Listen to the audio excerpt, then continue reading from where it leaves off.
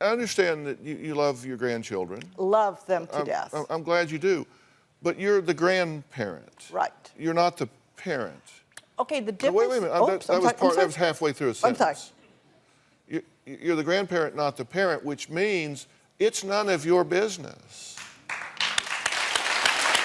That's the truth of it. I mean, you can try to claim it's your business. You can scramble to the moral high ground and stand there like Wonder Woman protecting these children. But I think you probably did a better job raising your daughter than you give yourself credit for. I get the feeling that she's a pretty reasonable mom. Why are you injecting yourself into the day-to-day parenting decisions of this couple? She did raise those children. She raised those children when the dads went around. I'm going to come to you in just a second, okay? Because I know you have a lot to say. Well, no, all right, we'll stop and let you talk. Granny raised those children with you. Tell us who you are. Right. I'm Heather. Okay, Heather, thank you. Coco's my aunt, and that's my grandma. Right. Your kids were raised by Grammy. So Steve comes in and he can't discipline himself, but then he thinks he's going to discipline the children. Of course, Grammy's trying to get involved because she was there, Coco. She was there for you when none of the dads were there for you. Right. So why are you just sitting like here your last telling guests, my mother helped me raise my first 3 children. I was a single mom. She was there for me. She was basically my husband. So just like your previous guests, when he came along, it's competition now, because now she doesn't have all the say-so in my life. Now we are a unit, and we make the decisions for my family, and she doesn't like that. Well, she says she doesn't like your husband. She says, I wrote it down, he's a male chauvinist. She says, you're a bad mother. You say she called you a slut as a teenager, and you guys didn't get along then. She accuses your husband of being childish and a bad father.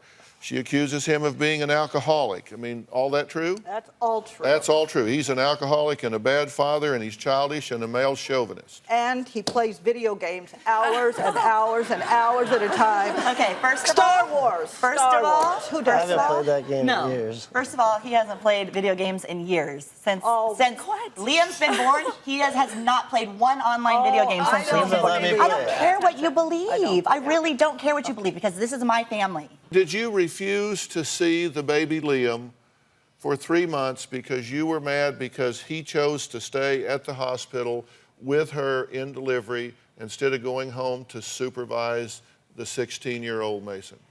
Yes, that is true, and I'll tell you why. Who leaves a 16-year-old child alone in a house so he can sit at the hospital and glory in the birth of the child? Yeah, sorry.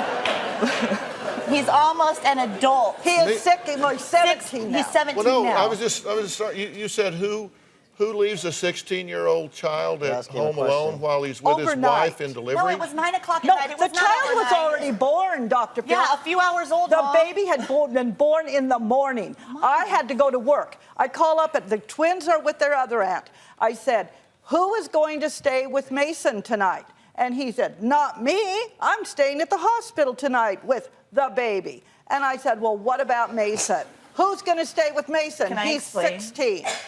Can I explain really quick? He's 16? 16 An years old. intelligent, capable boy. Very capable. No, okay. When I was 16, I was living by myself in Kansas City. No,